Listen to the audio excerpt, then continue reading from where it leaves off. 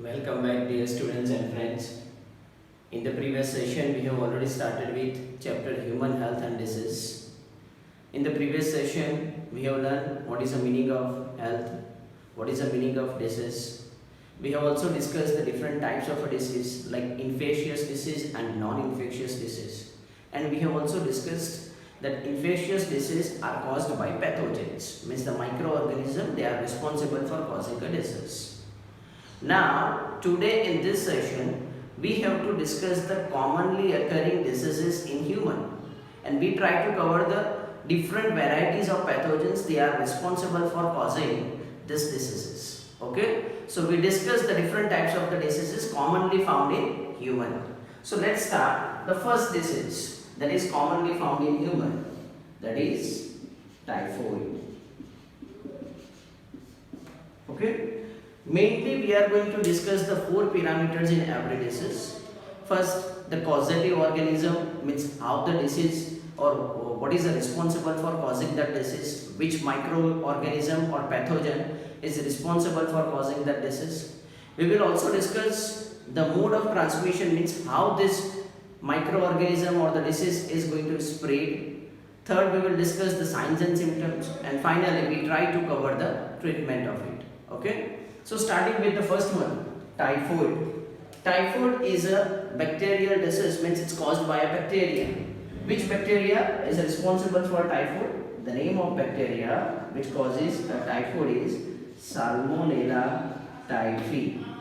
Clear? Clear, students? This is a bacteria which is responsible for causing a disease, typhoid. Which one? It's a Salmonella typhi. It is a bacteria, that means it is a bacterial disease. Okay. So this is a causative organism by which it is caused a typhoid or that causes a typhoid. Second one, how it is transmitted. When a person that comes in a contact with a contaminated food and water, okay, through this contaminated food and water, the disease is going to be spread from one person to another person.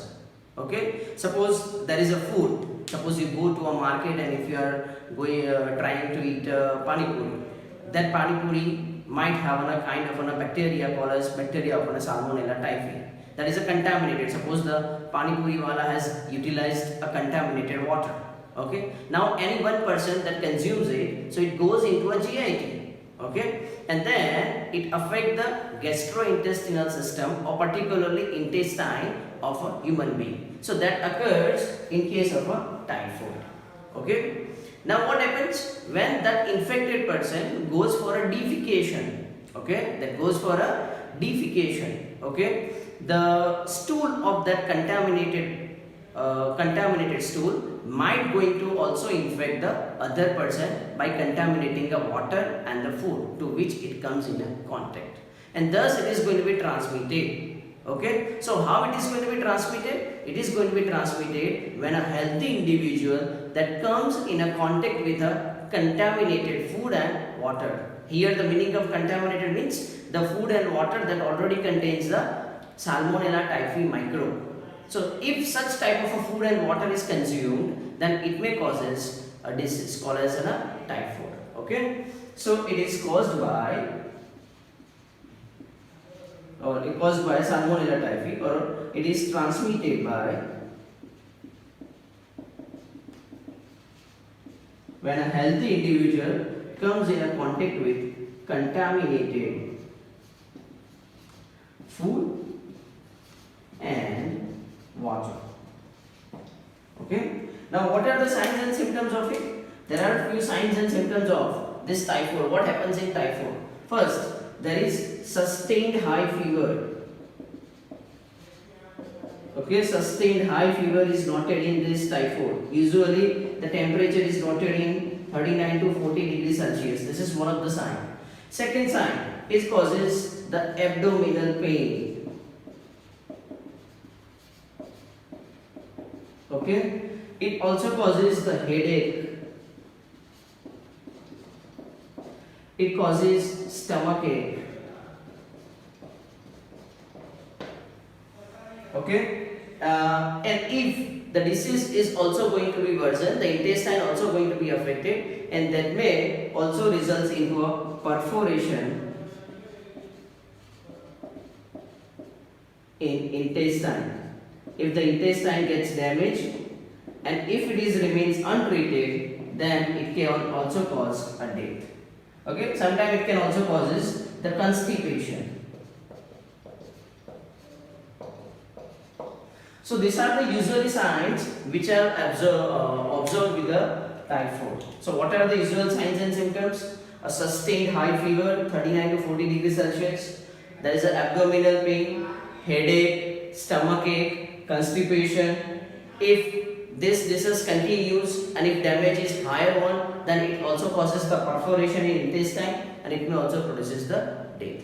How this is going to be diagnosed? It is diagnosed by a diagnostic technique, what we call it as Vidal test. Which is a diagnostic technique which is used for this typhoid, that is called as a Vidal test. Okay, so this is a Vidal test. There is a one interesting case in case of a medical history regarding to a typhoid. There is a one lady, its the name of lady is Mary Mallon. This Mary Mallon is a professionally a cook and he is cooking a food for many families.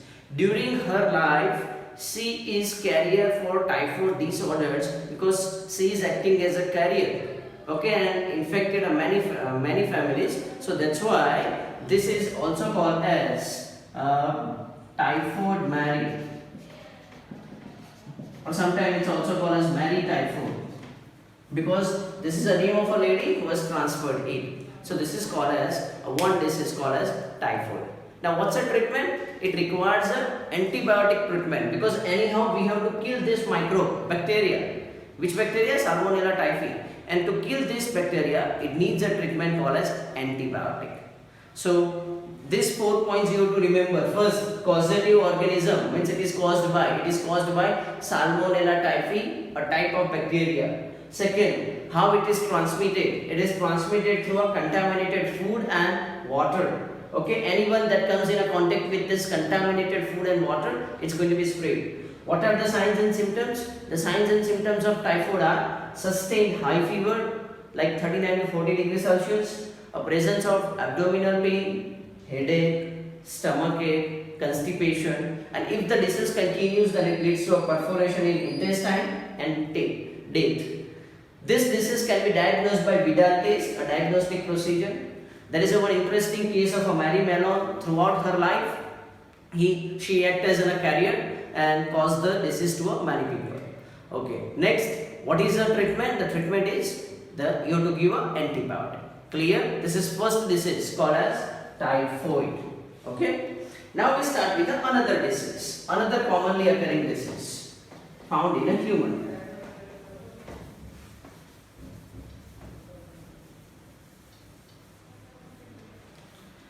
So the another disease now we discuss is the second one. It's called as pneumonia. Okay, pneumonia. Pneumonia, it is caused again. It's caused by bacteria. So which are the names of bacteria that causes the pneumonia? Pneumonia is caused by Streptococcus pneumonia.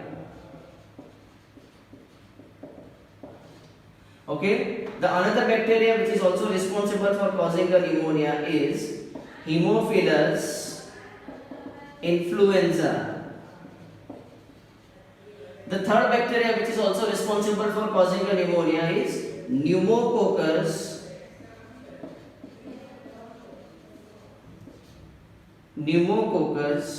pneumonia. So these are the list of bacteria which are responsible for causing the pneumonia. Okay, so pneumonia is again a bacterial disease. It is caused by a bacteria. Which bacteria is responsible for pneumonia? Streptococcus pneumonia, Haemophilus influenza and Pneumococcus pneumonia. So this is a causative organism. Now how it is going to be transmitted? When a healthy person that comes in a contact with a droplets from an infected person, suppose one person who is speaking, like suppose currently I am speaking, and assume that if I am infected, When I am infected, certain droplets from my mouth that comes out and remains suspended in an environment. When any healthy person that comes in a contact with such kind of a droplets, or when they inhale, because these droplets are so small, it remains in a suspended in a environment or atmosphere. When any healthy person inhales it, that person might going to be affected with a disease called as pneumonia, and thus it is going to be spreaded from one person to another person. Even while coughing and sneezing, the droplets of infected persons also released into the atmosphere, and when a healthy person comes in a contact with these droplets, they suffer from a disease called as pneumonia. Okay, so this is how it is going to be spreading. Now what are the signs and symptoms?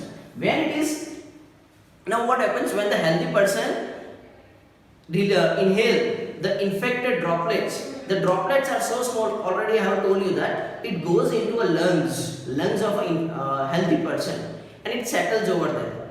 You know that the lung contains a alveoli, a small balloon-like structures. There are millions of alveoli present in a lung. So this bacteria causes infection and inflammation of this alveoli, and they secretes a fluid in the alveoli, and due to that fluid, the alveoli gets occluded with a fluid, and the exchange of gases, means exchange of oxygen and CO2, does not take place. Okay, so the person have a difficulty in a breathing, or they do not get a proper amount of oxygen. Okay, so what they do, they infect and inflame the alveoli and secretes a fluid, a protein rich fluid that is secreted in it, and which hinder a process of exchange of gases like O2 and CO2, and thus it is going to be transmitted. Okay, so this is a transmission. Next, what are the signs and symptoms? The signs and symptoms of this pneumonia are, it's a fever,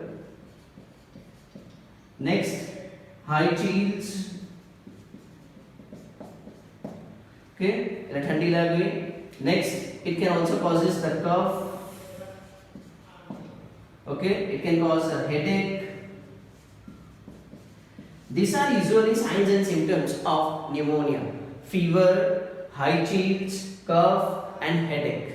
Okay, so these are the usual signs and symptoms. Sometimes if the disease is worsened or progressed, so then in that cases the lips and fingernails turns blue in color. The leaves and fingernails turns blue in color because the person is not able to get oxygen. Why it is not able to get oxygen? Because you know that there is secretion of a fluid in alveoli, and that alveoli gets occluded, and so that's why due to a secretion of a fluid, the body doesn't get oxygen, and so that's why the leaves and fingernails, it turns to a bluish in color. Okay, so these are the signs and symptoms of pneumonia. Okay. Now the treatment, what is the treatment? Again, it is caused by bacteria, Streptococcus pneumonia, Haemophilus influenza, Pneumococcus pneumonia. So that's why obviously that needs an antibiotic treatment. What it needs? Antibiotic treatment. Clear? So that's about the pneumonia. I again repeat. Pneumonia, it is caused by bacteria. The list of bacteria which can cause a pneumonia are Streptococcus pneumonia, Haemophilus influenza, Pneumococcus pneumonia. Okay, how it is transmitted? When a healthy person that comes in a contact of droplets of infected person, the droplets are inhaled by a healthy person, it settles in the lung. In the lung, it infect and inflame the alveoli, and that secretes a fluid over there. Okay, and so that's why these signs and symptoms are observed. So what are the signs and symptoms of pneumonia? Fever, chills, cough, headache, and sometimes the lips and fingernails also turns bluish in color. The treatment is, it needs antibiotic treatment. Okay, so that's about a pneumonia. So we have discussed two disorders commonly found in human. First is typhoid, second one is pneumonia.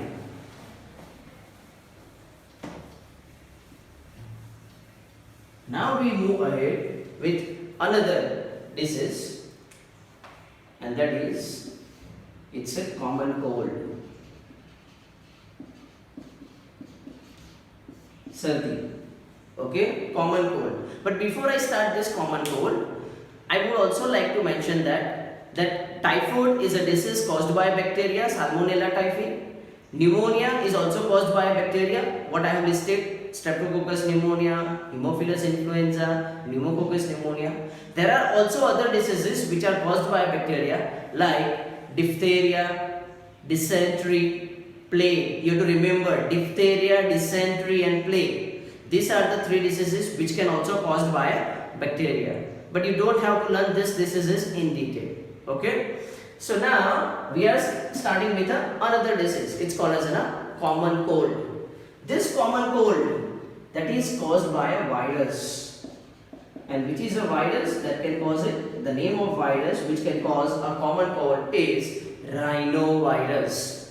Rhinovirus, it is responsible for causing a common cold. Okay. So this is a causative organism that causes a common cold. Next, now when rhinovirus, how it is going to be transmitted? When a healthy person that comes in a contact with that's a infected individual, that viruses are transferred from infected to a healthy individual. Okay, and thus they are going to be affected.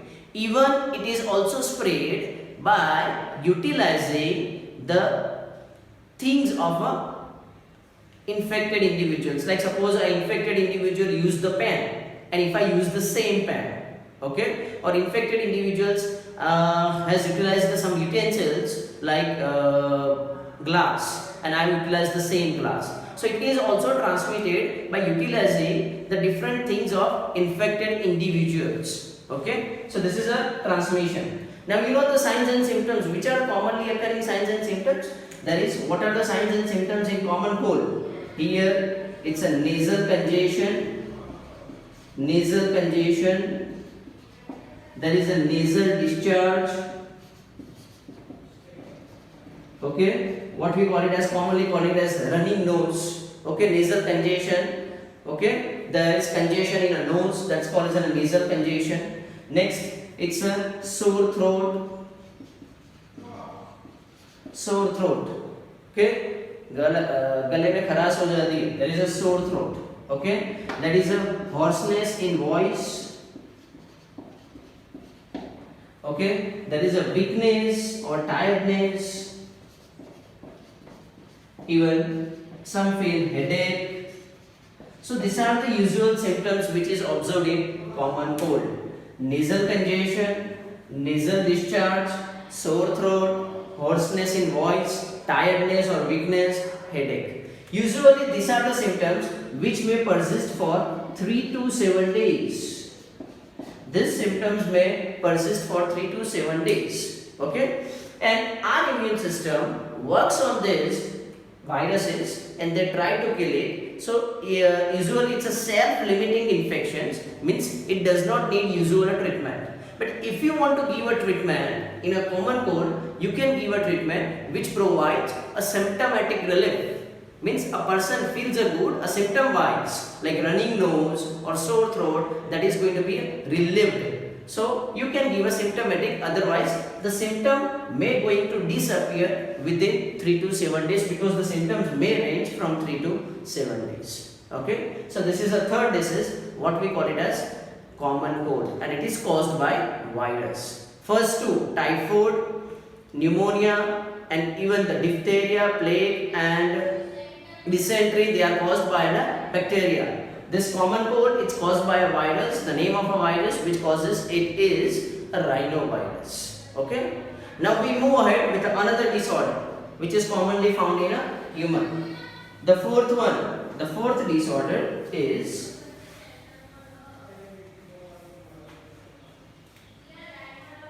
fourth one. It's called as amoebiasis. Which is a disease? It is a amoebiasis. Okay, this is caused by a protozoa. It is caused by a protozoa. Okay, which protozoa?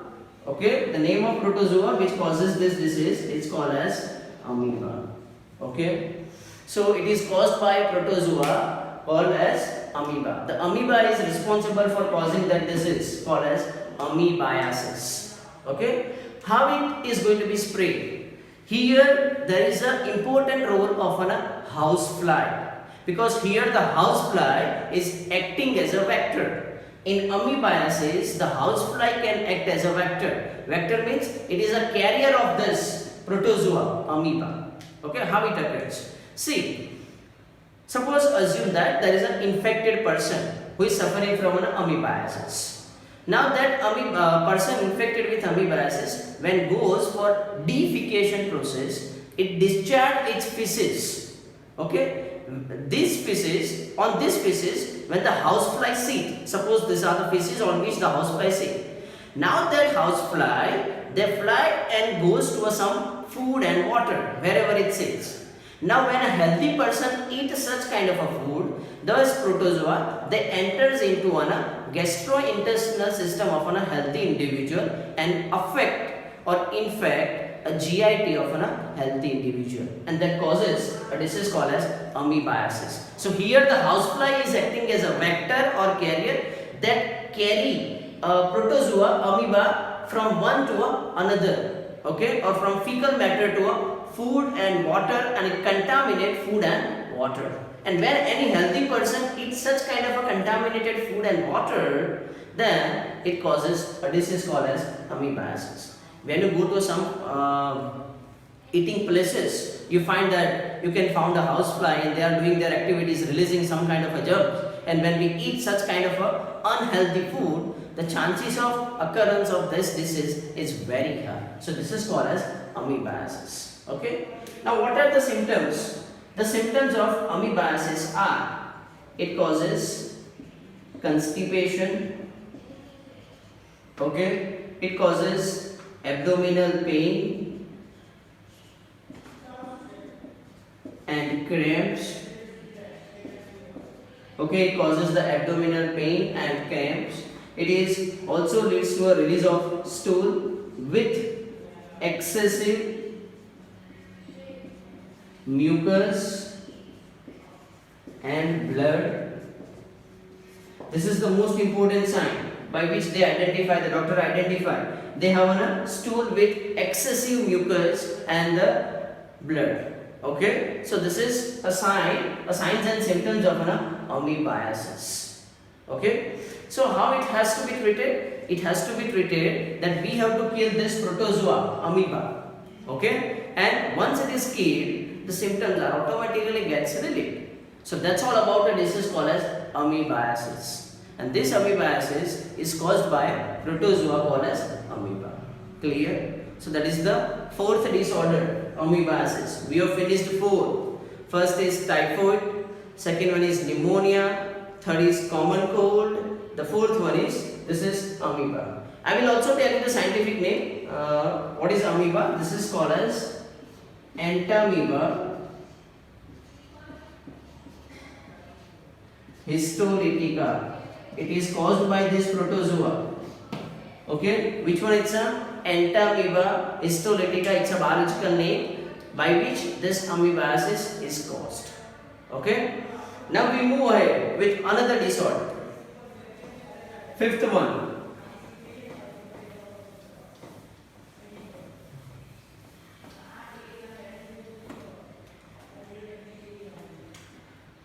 Fifth one is Ascariasis. Fifth disease is Ascariasis. See, this is Ascariasis. It is caused by a worm. Which worm? It's Ascaris. Okay, it is a kind of a round worm. It is a commonly occurring round worm. This is Ascaris. You have learned the round worm in the 11th science in animal kingdom. The disease which is caused by this round worm Ascaris is called as an Ascariasis. Okay, so this is called as an Ascariasis. Okay, now this Ascariasis, it produces the certain symptoms. So what are the signs and symptoms of this Ascariasis? If you see this Ascariasis, a kind of Ascariasis which is caused by a round worm called as an Ascaris, Here you can find internal bleeding because usually it resides into a gastrointestinal tract. So it causes what it causes? It causes the internal bleeding. It causes anemia. Okay, it causes the anemia. Okay, next it also causes diarrhea.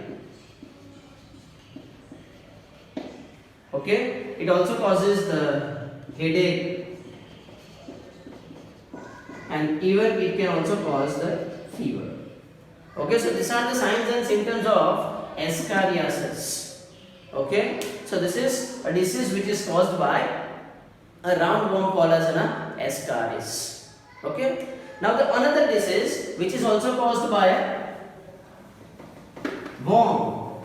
Okay, so which is that, and this is the sixth one, it's called as filariasis, or it can also call as elephantitis. Filariasis, or it can also call as an elephantitis. Say filariasis, that is caused by you can say that a filarial worm.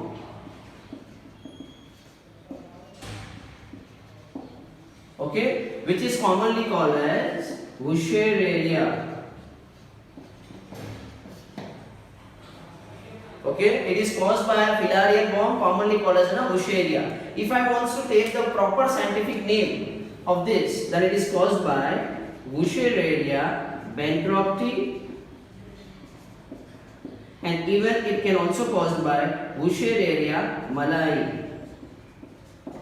These are the scientific name. Okay, I have just written the short form of Wuchereria. Wuchereria bancrofti full name, and the another one is Wuchereria malayi. They are filarial worm, and their causes are disease called as filariasis, or it's called as an elephantiasis. Okay, how this disease is going to be transmitted or spread? Here, a female mosquito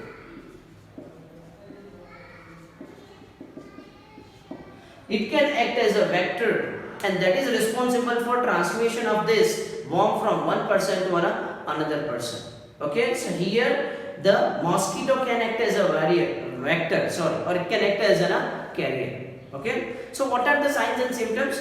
Usually in this filariasis or elephantiasis, the symptoms, wherever this worm is entered, at that part it enters into its lymphatic system, a lymph system, and it causes the inflammation of lymphatic system.